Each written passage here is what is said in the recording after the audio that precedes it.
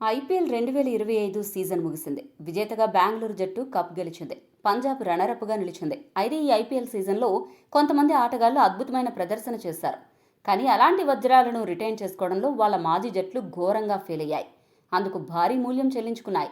తమ పాత ఫ్రాంచైజీలు వదిలేసిన కొంతమంది ఆటగాళ్లు ఈసారి చాలా మ్యాచ్ విన్నర్లుగా మారారు.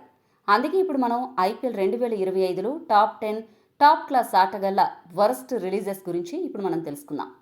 ఈ లిస్టులో ముందుగా చెప్పుకోవాల్సిన మొట్టమొదటి ఆటగాడు శ్రేయస్ అయ్యర్. గతేడాది కోల్కతా జట్టుకు కెప్టెన్గా వ్యవహరించాడు. ఆ జట్టుకు దగ్గరుండి టైటిల్ గెలిపించాడు. నాయకుడిగా, కెప్టెన్గా తనంతట తాను నిరూపించుకున్నాడు. అయినప్పటికీ శ్రేయస్ అయ్యర్ను రిటైన్ చేసుకోకుండా కేకేఆర్ వదిలేసింది. వెంకటేష్ అయ్యర్ను 23 కోట్లకు రిటైన్ చేసుకుంది. ఆ డబ్బంతా బూడిదలో పోసిన పన్నీరుగా మారింది. అయితే శ్రేయస్ అయ్యర్ టాలెంట్ని గుర్తించిన పంజాబ్ కింగ్స్ అతనికి 26 కోట్ల 75 లక్షలు చెల్లించి ఆ జట్టుకు కెప్టెన్గా ఎంపిక చేసింది. పంజాబ్ నమ్మకాన్ని నిలబెడుతూ కెప్టెన్గా సత్తా చాటుతూ 11 ఏళ్ల తర్వాత పంజాబ్ జట్టును ఈసారి ఏకంగా ఫైనల్కు తీసుకెళ్లాడు. ఆ జట్టును ఐపీఎల్ కప్కు ఒక్కడుగు దూరంలో నిలబెట్టాడు. అంతేకాకుండా 175 స్ట్రైక్ రేట్తో 50 సగటుతో 607 పరుగులు సాధించి ఒక బ్యాటర్గా అసాధారణ పర్ఫార్మెన్స్తో అదరగొట్టాడు. అతని కెప్టెన్సీ, నాయకత్వ లక్షణాలు, బ్యాటింగ్ శైలి చూసిన విశ్లేషకులు భవిష్యత్తులో టీమిండియాకు కూడా కెప్టెన్సీ చేయగలడని అంచనా వేస్తున్నారు. మరి బీసీసీఐ ఆ దిశగా ఏ మేరకు అడుగులు వేస్తుందో వేచి చూడాలి. ఈ వరస్ట్ రిలీజెస్ లిస్ట్ను పరిశీలిస్తే అందరికంటే ఎక్కువగా నష్టపోయింది, తెలివి తక్కువ నిర్ణయాలు తీసుకుంది రాజస్థాన్ జట్టు. ఈ జట్టు స్టార్ ఆటగాడు, మ్యాచ్ విన్నర్ జోస్ బట్లర్ ఎందుకు రిలీజ్ చేసింది అనే విషయం $1 మిలియన్ ప్రశ్నగా మిగిలిపోయింది. అతడు రాజస్థాన్ తరపున ఎన్నో మ్యాచ్ విన్నింగ్ ఇన్నింగ్స్ ఆడాడు. అయినా కూడా రాజస్థాన్ జట్టు అతన్ని వదులుకుంది. ఈ ఏడాది గుజరాత్ తరపున బరిలోకి దిగిన బట్లర్ 15 మ్యాచ్లకు గాను 163 స్ట్రైక్ రేట్తో 60 సగటుతో ఏకంగా 535 పరుగులు చేశాడు. చాలా మ్యాచ్ల్లో గుజరాత్ను దగ్గరుండి గెలిపించాడు. ఆ జట్టుకి వెన్నెముకగా నిలిచాడు. ఇక రాజస్థాన్ జట్టు వదులుకున్న మరో కీలక ఆటగాడు spinner Vijay Chahal. IPL highest wicket టేకర్గా పేరున్న చాహల్ని రాజస్థాన్ జట్టు వదులుకుని పెద్ద తప్పు చేసిందని చెప్పాలి. కాగా ఈ సీజన్లో చాహల్ పంజాబ్ జట్టు తరపున బరిలోకి దిగాడు. అతడు 14 మ్యాచ్లకు గాను 430 పరుగులు సమర్పించుకుని 16 వికెట్లు దక్కించుకున్నాడు. ఈ సీజన్లో 2 మ్యాచ్ల్లో 4 వికెట్లు దక్కించుకోవడం గమనార్హం. దీన్ని బట్టి చాహల్ ఏ రేంజ్లో ఐపీఎల్ మ్యాచ్లు మలుపు తిప్పగలడో అర్థం చేసుకోవచ్చు. అలాంటి మ్యాచ్ విన్నర్ను రాజస్థాన్ వదులుకుంది. ఇక రాజస్థాన్ వదులుకున్న మరో వజ్రం లాంటి ఆటగాడు ట్రెంట్ బౌల్ట్. ఈ స్టార్ ఆటగాడు ముంబై జట్టు తరపున ఈ సీజన్లో బరిలోకి దిగాడు. మొత్తం 16 మ్యాచ్లు ఆడిన ట్రెంట్ బౌల్ట్ ఏకంగా 22 వికెట్లు పడగొట్టాడు. ఒక మ్యాచ్లో 4 వికెట్లు సాధించాడు. దీన్ని బట్టి ట్రెంట్ బౌల్ట్ ఏ రేంజ్లో బౌలింగ్ చేశాడు, ముంబై జట్టుకు ఏ స్థాయిలో ఉపయోగపడ్డాడు అని అర్థం చేసుకోవచ్చు. ఇంత కీలకమైన మ్యాచ్ విన్నర్లను రాజస్థాన్ ఎందుకు వదులుకుందో ఆ దేవుడికే తెలియాలి.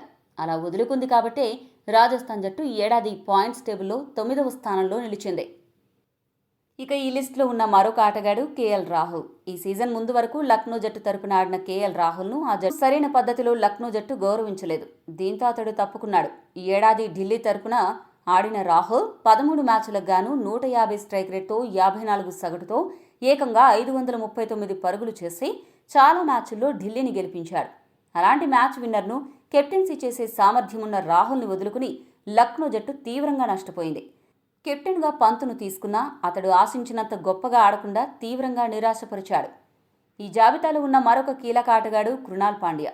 గతేడాది లక్నో జట్టు తరపున ఆల్రౌండర్గా అద్భుతంగా సత్తా చాటాడు. అయినప్పటికీ అతన్ని లక్నో జట్టు వదులుకుంది. అయితే ఈ ఏడాది ఆర్సీబీ జట్టు కృణాల్ను సొంతం చేసుకుంది. కృణాల్ పాండ్యా ఆర్సీబీ ఓడిపోతుంది అని అనుకున్న 3-4 మ్యాచ్ల్లో బెంగళూరు విజయాల్లో కీలక పాత్ర పోషించాడు. ముఖ్యంగా ఫినాలే మ్యాచ్లో ప్లేయర్ ఆఫ్ ది మ్యాచ్గా నిలిచి అదరగొట్టాడు. దీన్ని బట్టి లక్నో జట్టు ఎంత ముఖ్యమైన మ్యాచ్ విన్నర్ని వదులుకుందో అర్థం చేసుకోవచ్చు. ఈ లిస్టులో ఉన్న మరొక ఆటగాడు మిచెల్ మార్ష్. గతేడాది మిచెల్ మార్ష్ గాయం కారణంగా ఎక్కువ మ్యాచ్లు ఆడలేకపోయాడు. దీంతో అతన్ని ఢిల్లీ జట్టు వదులుకుంది.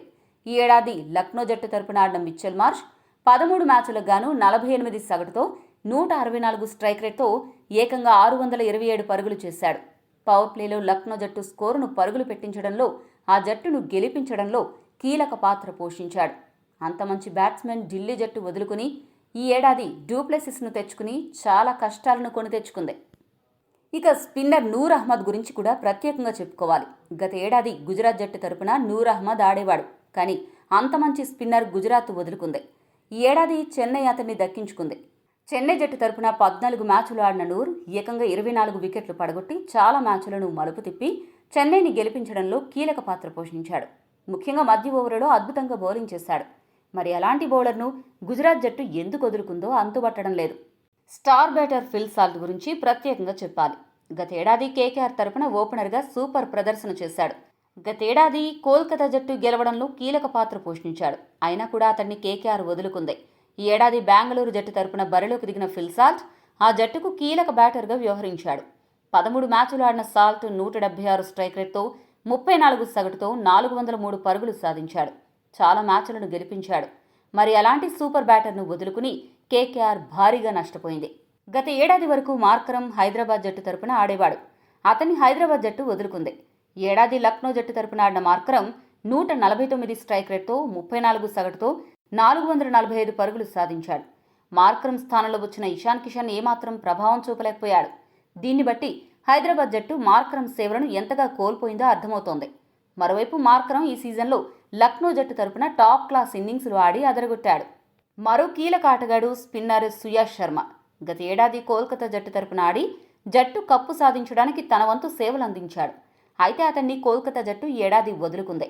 అలాంటి సుయాష్ శర్మ ఈ ఏడాది బెంగళూరు జట్టు తరపున బరిలోకి దిగి ఆడిన మ్యాచ్ల్లో కూడా కీలకంగా వ్యవహరించడమే కాకుండా మంచి ఎకానమీతో బౌలింగ్ చేసి 8 వికెట్లు పడగొట్టాడు.